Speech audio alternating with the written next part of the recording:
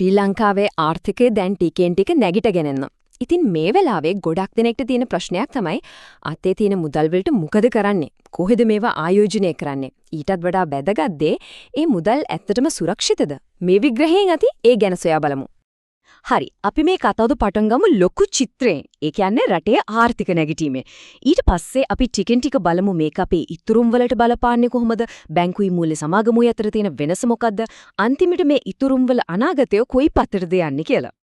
හොඳයි. එහෙනම් මුලින්ම අපි බලමු ශ්‍රී ලංකාවේ ආර්ථිකය ඇත්තටම කොහොමද කියන එක. මොකද මේක තමයි අපි මුළු කතාවෙම පදනම. 2022 තිබ්බ ලොකු ආර්ථික පසුබෑමෙන් පස්සේ දැන් ආර්ථිකයේ ශක්තිමත් ප්‍රකෘතිමත් වීමක ලක්ෂණ පෙන්눔 කරනවා. බලන්න 2024 අවුරුද්දට 5ක වර්ධනයක් තමයි බලාපොරොත්තු වෙන්නේ.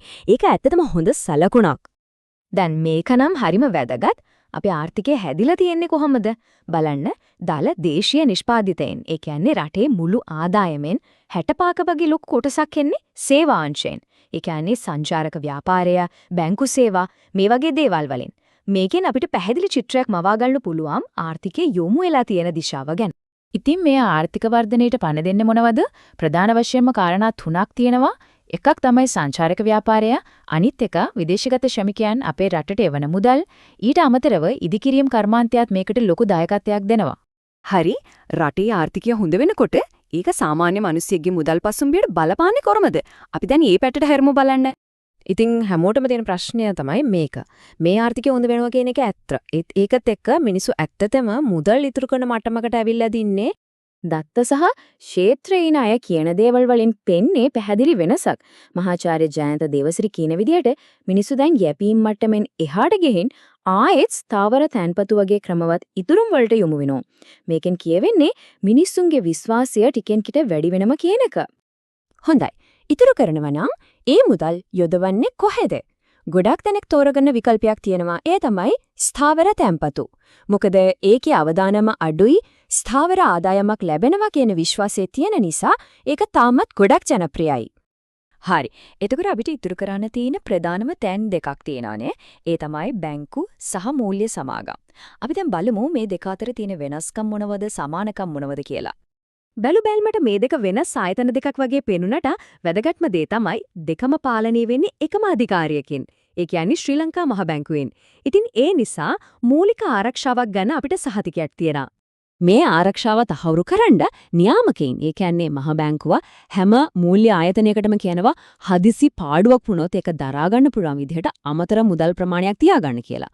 මේකට තමයි කියන්නේ Tier 1 capital කියලා. සරලවම කිව්වොත් හරියට වාහනයක තියෙන එයාල් බෑග් එකක් වගේ අනතුරක් පුඩොත් ආරක්ෂාවට තියෙන දෙයක්. දැන් පොලි අනුපාතවලට මහ බැංකුවෙන් සීමාවක් දාලා තියෙන නිසා මූල්‍ය සමාගම් වලට බැංකුව එක්ක තරඟ කරන්න වෙන්නේ වෙන විදිහකට. ඔවුන්ගේ ප්‍රධානම ආයුධය තමයි සේවාව. ඒ කියන්නේ පාරිභෝගිකයාට ගොඩක් ළඟින් පෞද්ගලික සේවාවක් ලබා දෙන එක. මේ මූල්‍ය සමාගම් කොළඹට විතරක් සීමා වෙලාද? නෑ.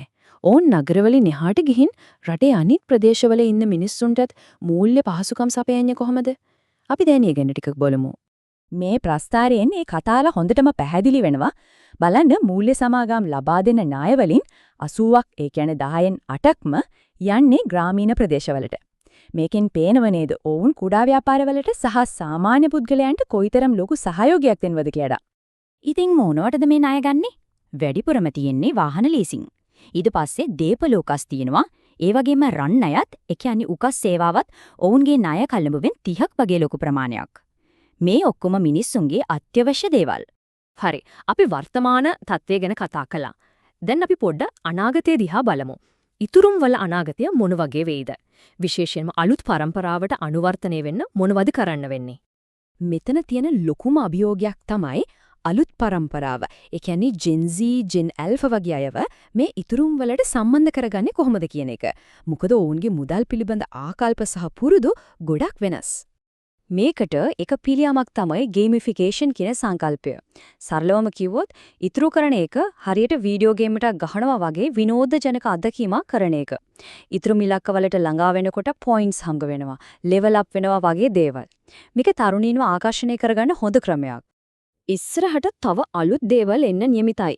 උදාහරණයක් විදිහට විදේශ විනිමය තැන්පතු. ඒ කියන්නේ ඩොලර්, යූරෝ වගේ මුදල් වලින් ඉතුරු කරන්න අවස්ථාව. ඒ වගේම ඉස්ලාමීය මූල්‍ය සේවා. මේකෙන් පේනවා මූල්‍ය ආයතන කොයිතරම් දුරට විවිධ පාරිභෝගිකයන්ගේ අවශ්‍යතා ගැන හිතනවද කියලා. ඉතින් මේ හැමදේම එක්ක අවසාන වශයෙන් අපිට හිතන්න දෙයක් ඉතුරු වෙනවා. ආර්ථිකය වෙනස් වෙනවා, අලුත් තාක්ෂණය එනවා. මේ හැමදේමත් එක්ක අපේ ඉතුරුම් පුරුදුත් ඒ විදිහටම පරිණාමය වෙන්න ඕනේ නැද්ද? මේක තමයි අපි හැමෝම අපෙන්ම අහගන්න ඕන ප්‍රශ්නය.